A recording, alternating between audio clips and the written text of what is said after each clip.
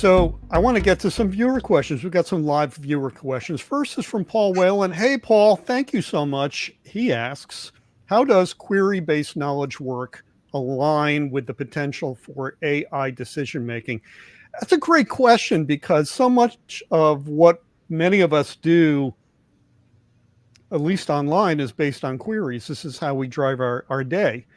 Yeah. AI is changing that routine. Wouldn't you agree? Yeah, it's a deep question. I know our friend Paul Whalen there well. He's a forward thinker. So if we think about if I can go a little bit deeper on this question, Okay. the we all hear this narrative around AI and jobs and all of those kind of things. Jobs are actually a bundle of tasks, and those individual tasks are what AI or any of these models can support. When it comes to decision making, that's a whole different deal. So the typical growth curve here is data, descriptive statistics, which we call business intelligence, uh, machine learning. Machine learning is the art of making a prediction. That's the core essence of machine learning.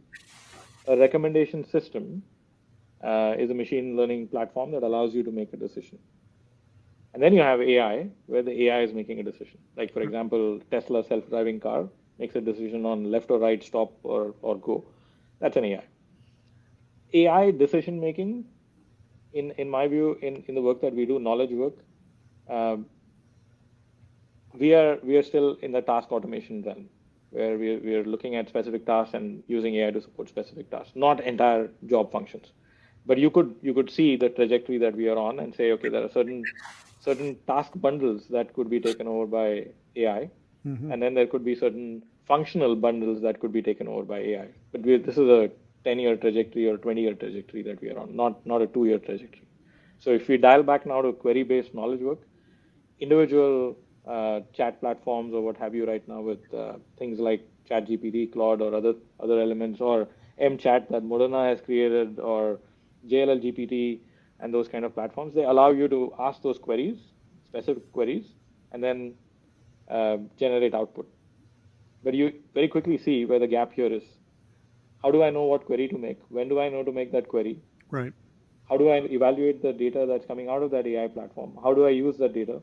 Do I inform my client that, hey, hang on, I used an AI platform to generate this, or AI gave me this answer, but I'm excluding that answer? So there's a bunch of questions there, and this is where it comes down to kind of behavioral change and change management and training and all of those things. So I want to pivot to, I believe this is Ramith.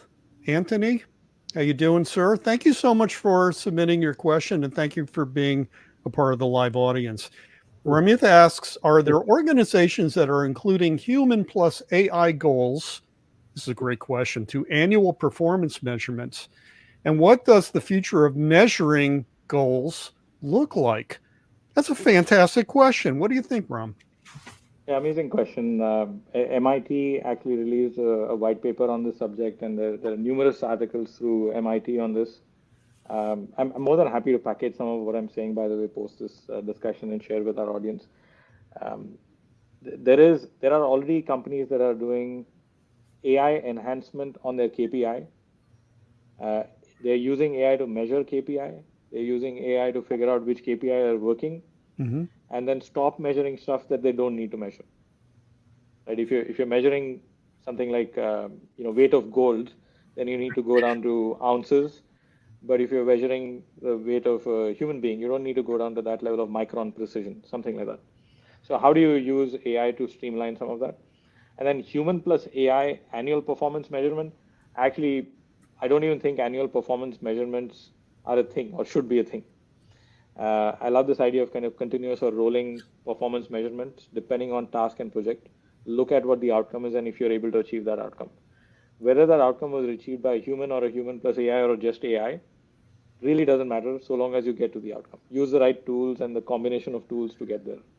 I think the one interesting thing about Ramith's comment is that he referred to annual performance reviews. I think and you tell me if you agree or not, that the the beauty of AI is that performance reviews can happen perpetually Yes, or serendipitously.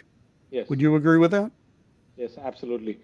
I worked for a Big Four consulting firm previously, Deloitte, who have a fantastic framework called Reimagine Performance Management.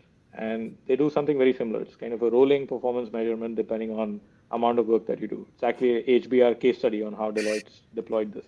So there are like large global organizations. Deloitte's not small, 300,000 people plus globally.